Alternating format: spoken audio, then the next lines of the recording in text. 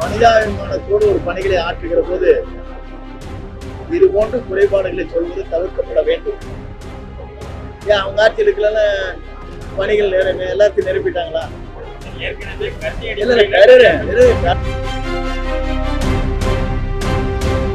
இதுவரைக்கும் நம்ம இந்தியாவில் நடந்திருக்கா? 41 பேர் டெத்து. அதுக்கு யார் காரணம்? இதெல்லாம் செய்யாத கடமையை நாங்க செஞ்சுட்டு இருக்கிறோம். இதற்காக ஒரு குறை சொல்ல வேண்டும் என்று ஒருவரும் நினைத்தா குறை சொல்லிட்டே இருக்க வேண்டியது நாட்டுல. இவரும் மனிதர்கள் தான், இவரும் கருணடிப்படையை வழங்க வேண்டியவர் தான். தமிழக வெற்றிக் கழகத்துடைய தலைவர், தமிழக முதலமைச்சர், தமிழ்நாட்டின் நிரந்தர முதலமைச்சர் வெற்றி தளபதி அவர்கள் அமைச்சர் பெருமக்கள், சட்டமன்ற உறுப்பினர் அனைவருக்கும்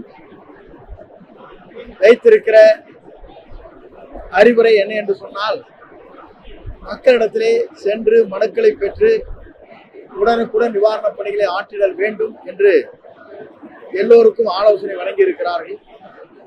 அந்த அடிப்படையில் இன்று பெருந்துறை சட்டமன்ற தொகுதியில் பெருந்துறை பகுதியில் இருக்கிற மக்களுடைய குறைகளை கேட்டறிந்து அதற்கான நடவடிக்கை மேற்கொள்வதற்காக நடவடிக்கை மேற்கொள்ளப்பட்டிருக்கிறது. குறிப்பாக இங்கே வருகின்ற சுமார் 60% பட்டாக்க வேண்டும், ஜீரோ வேல்யூவில் இருப்பதை அதற்கான மாற்றங்களை உருவாக்கி தர வேண்டும். நத்தத்தில் இருக்கிற நீண்ட நாட்களாக இருக்கின்ற பட்டாக்கள் உடனடியாக வழங்கப்பட வேண்டும். கொடுக்கப்பட்டிருக்கிற பட்டாக்கள் அது எந்த பகுதியிலே இருக்கிறது என்பதை அளவு செய்து எங்களுக்கு வழங்கப்பட வேண்டும். அதே நேரத்தில் ஏழை மக்களுக்கு பல்வேறு நிலைகள் என்று வழங்கப்பட்டிருக்கிற பட்டாக்களிலே இருக்கிற குறைபாடுகளை களையப்பட வேண்டும் என்று சொல்லியிருக்கிறார்கள். இனாம் பட்டாம் என்று தமிழகம் முழுவதும் நீங்கள் பார்க்கின்ற போது அனைத்தும் பல ஆண்டுகளாக நிலுவையில் இருக்கிறது. அதற்காகத்தான் தமிழக முதலமைச்சர் அவர்கள் நேற்றைய முன்தினம் இதற்காகவே ஒரு IAS ஆணையரை ஒரு நியமித்திருக்கிறார். அவருக்கு உறுதுணையாக மற்றொரு IAS அதிகாரிகள் நியமிக்கப்பட்டிருக்கிறார்கள். ஆகவே சர்வேயர் குறைவாக இருக்கிறது என்ற முறையில் கூடுதல் சர்வேயர்களை தற்காலிகமாக அந்த தகுதியுடையவர்களை தேர்வு செய்ய வேண்டும் என்று கட்டளையிட்டிருக்கிறார்கள். இதன் அடிப்படையில் தமிழ்நாட்டில் இருக்கிற மக்களுடைய நீண்ட நெடுங்காலமாக இருக்கின்ற பிரச்சனை அனைத்தும் ஒரு 6 மாத காலத்திற்குள் அதற்கான நிறைவான பணிகளை ஆற்றுவதற்கு ஆணை பிறப்பித்திருக்கிறார்கள். அதை இந்த துறை செயல்படுத்தும், விரைந்து செயல்படுத்தும். அதே போல இங்கு இருக்கின்றவர்கள் சில பேர் கழிப்பிட வசதி இல்லை என்று சொல்லி குறைபாடுகள், சாக்கடைகள் சரியாக இல்லை என்ற குறைபாடுகள், குடிநீர் சில இடங்களுக்கு கிடைக்கவில்லை, சில பகுதியில் மட்டும் என்கின்ற குறைபாடுகள், மின்சார இணைப்பு வேண்டும் என்ற குறை, அதே நேரத்தில் இருவர்களுக்கு இருக்கிற பட்டாக்களை பிரித்து வழங்க வேண்டும் என்ற குறை, இது போன்ற பல்வேறு குறைகள் இங்கே சுட்டிக்காட்டப்பட்டிருக்கிறது. அதே போல இங்கே இருக்கிற சிப்காட்டின் இந்த கழிவு நீர் மூலமாக நிலத்தடி நீர் கெட்டிருக்கிறது என்ற குறைபாடுகளை இன்றைக்கல்ல பல நாட்களாக சொல்லிக் கொண்டிருக்கிறார்கள். இதற்காக நம்முடைய முதலமைச்சர் அவர்கள் ஆழ்ந்து சிந்தித்து நிலத்தடி நீரை மாற்றி அமைப்பதற்கு மழை காலங்களிலே மழை பெய்கிற போது பெரிய ஆழ்குழாய் கிணறுகள் அமைத்து மழை நீரை ஏறத்தாழ ஒரு 500 அடிக்கு கீழே கொண்டு செல்கிற போது இந்த நிலத்தடி நீர் மாற்றங்கள் உருவாவதற்கு வழிவகை செய்யும். இதையெல்லாம் பரிசீலிக்க வேண்டும் என்று ஒவ்வொரு துறைக்கும் ஆணையிட்டிருக்கிறார்கள். அந்த பணிகளை நாங்கள் மேற்கொண்டு வருகிறோம். அதே நேரத்தில் சிப்காட்டிலே இருக்கின்றவர் நம்முடைய மாண்புமிகு கைத்தறி மற்றும் துணிநூல் துறை நகர்த்துறை அமைச்சர் அவர்கள் நேரடியாகவே பார்வையிட்டிருக்கிறார்கள். பார்வையிட்டது மட்டுமல்ல, குடிநீர் எங்கெங்கே சரியான முறையில் இல்லையோ அந்த இடங்களுக்கு அந்த தொழிற்சாலையில் ஒவ்வொரு கிராமத்தையும் தத்தெடுத்து குடிநீர் வழங்கப்பட வேண்டும் என்று ஆணையை பிறப்பித்திருக்கிறார்கள். அதுவும் விரைந்து அந்த பணிகளை நாங்கள் மேற்கொள்ள இருக்கிறோம். அதே நேரத்தில் ட்ரீட்மெண்ட் பிளான்ட் என்று சொல்லப்படுகிற சுத்திகரிப்பு ஆலை விரைந்து அந்த பணிகளை முடிக்க இருக்கிறோம். இதற்கு முன்னால் நீ கேட்டிருக்கணும், 2 அமைச்சர் இருந்தாங்க, அப்ப கேட்டிருக்க வேண்டியதானே? நம்ம பகுதியில் தான் இருந்தாங்க, அப்பெல்லாம் விட்டீங்க, நாங்கள் இப்பதான் வந்திருக்கிறோம்.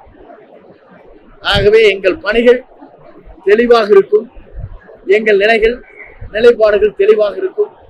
நம்முடைய முதலமைச்சர் அவர்கள் ஒரு ரூபாய் கூட யாரிடத்திலும் இங்கே பெற முடியாது என்ற நிலையை மனதிலே வைத்து பணியாற்றி கொண்டிருக்கிறார். ஒரு தூய்மையான ஆட்சியை தமிழகத்திலே உருவாக்க வேண்டும் என்ற நிலையிலே அவர் தன் பயணத்தை மேற்கொண்டிருக்கிறார். இந்தியாவில் இருக்கிற அத்தனை முதலமைச்சரும் இதை கூர்ந்து கவனித்துக் கொண்டிருக்கிறார்கள். கழகத்தை பொறுத்தவரையிலும் இந்தியாவிற்கே வழிகாட்டியாக நம்முடைய முதல்வர்கள் பணிகளை மேற்கொண்டிருக்கிறார். வருவாய்த்துறையை பொறுத்தவரை காலி பணிகள் இல்லை. சர்வே டிபார்ட்மெண்டில் மட்டும்தான் காலி பணிகள் இருக்கிறது. அதற்காக ஒரு 1000 சர்வேயரை தற்காலிகமாக நாம் நியமிக்கலாம் என்று நாங்கள் முடிவு செய்திருக்கிறோம். 372 பேர்கள் சர்வேயர் தேர்வு செய்ததற்கு பிறகு வழக்கு மன்றத்திலே வழக்கு நிலுவிலே இருக்கிறது. இன்னும் 1 மாத காலத்தில் அது நிலை பெற்றதற்கு பிறகு அவரும் இங்கே வந்து பணியாற்றுவார். கடந்த கால ஆட்சியில அவங்களுக்கு எந்த பணியும் தேர்தலை வழங்கியிருக்கான்னு சொல்லிட்டு அமைச்சர் ஜெயக்குமார் முன்னாள் அமைச்சர் ஒரு மனிதாபிமானத்தோடு ஒரு பணிகளை ஆற்றுகிற போது இது போன்ற குறைபாடுகளை சொல்வது தவிர்க்கப்பட வேண்டும். ஏன் அவங்க ஆட்சியில் இருக்கல பணிகள் எல்லாத்தையும் நிரப்பிட்டாங்களா?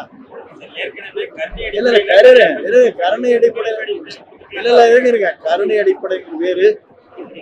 ஒரு துக்க சம்பவம் நடைபெற்றதற்கு பிறகு அதை உடனடியாக நிவர்த்தி செய்யும். இதுவரைக்கும் இந்தியாவில் நடந்திருக்கா? 41 பேர் டெத்து பொதுக்கூட்டத்துல. அதுக்கு யார் காரணம்? அங்க இருக்கிற காவல்துறை சரியான இடத்தை வழங்கி இருக்க வேண்டும். மக்கள் இது போன்ற நிலை ஏற்படுகிற போது ஒரே நேரத்தில் எல்லோரும் அங்கிருந்து அப்புறப்படுத்துவதற்கான பணிகள் நிறைவேற்றப்பட்டிருக்கும். சீக்கிரம் அங்கிருந்து வெளியே போயிருக்கும். இதெல்லாம் செய்யாத கடமையை நாங்க செஞ்சுட்டு இருக்கிறோம். இதற்காக ஒரு குறை சொல்ல வேண்டும் என்று ஒவ்வொரு நினைத்தா குறை சொல்லிட்டே இருக்க வேண்டியது நாட்டுல. இவரும் மனிதர்கள் தான், இவரும் கருணை அடிப்படையிலே வழங்க வேண்டியவர் தான். அது எனக்கு தவறில்லை.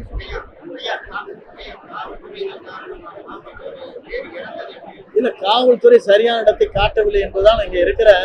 இப்போ எடுக்காதீங்க, கேஸ் வந்து சிபிஐ கேஸ் அங்க டெல்லியில பெண்டிங் இருக்குது.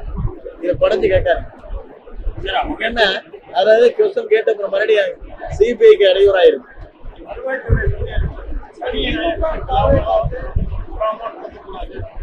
இல்ல, வருவாய்த்துறை யாரு கண்டனம் பண்ண ஒண்ணு. வருவாய்த்துறை அலுவலகம் என்கிட்ட நேரடியா தினசரி பேசிட்டு இருக்கேன். நான் என்ன பண்ண போறேன் அவருக்கு உதவிங்கன்னு உங்களுக்கு தெரியாது. பத்திரிகையாளர் தெரியுமா? தலைவர் அவரும் பெரிய ஸ்கீமை வச்சிருக்கிற அவங்க ஹெல்ப் பண்றதுக்கு. அதனால நீங்க அமைதியா இருங்க, அவங்க நல்லா ஹாப்பியா இருப்பாங்க. இல்ல, நான் சொல்றது இருக்கேன் வேற இருக்க ஒரு நிமிஷம். நீங்க அடுத்த கொஸ்டின் வருவீங்க தெரியும். நான் சொல்லிடுறேன். மக்கள் வருங்க மொத்தம் கொஞ்சம் தான் விற்கிறீங்க, அதுக்குள்ள இத்தனை கேள்வி கேட்டீங்க. நான் பதில் சொல்றேன். நான் சொல்லிடுறேன்ப்பா உங்களுக்காக. வருவாய்த்துறை என்ன கேட்டீங்க? ஊழியர்கள் அவங்க இப்படி கேட்டிருக்காங்க. எங்களுக்கு கிடைக்கிற நாட்கள் இப்போது புதிதாக அரசு துவங்கி இருக்கிறது. 5 நாட்கள் நாங்கள் தொடர்ந்து எங்களுடைய துறையின் சார்பாக என்னென்ன திட்டங்களை கொண்டு வர வேண்டும், இந்த பட்ஜெட்டுங்கிறது நாங்கள் தீவிரமாக பணியாற்றிட்டு இருக்கிறோம். இந்த சனிக்கிழமை மட்டும் தான் வச்சிருக்கிறோம். சாட்டர்டேங்கிறது வந்து மாவட்ட ஆட்சித்தலைவர் வைத்துக் கொள்ளக்கூடாதே தவிர அமைச்சர் எந்த நிகழ்ச்சியும் ஞாயிற்றுக்கிழமை சனிக்கிழமையில கலந்து இருக்காங்க. எல்லாரும் வந்திருக்காங்க.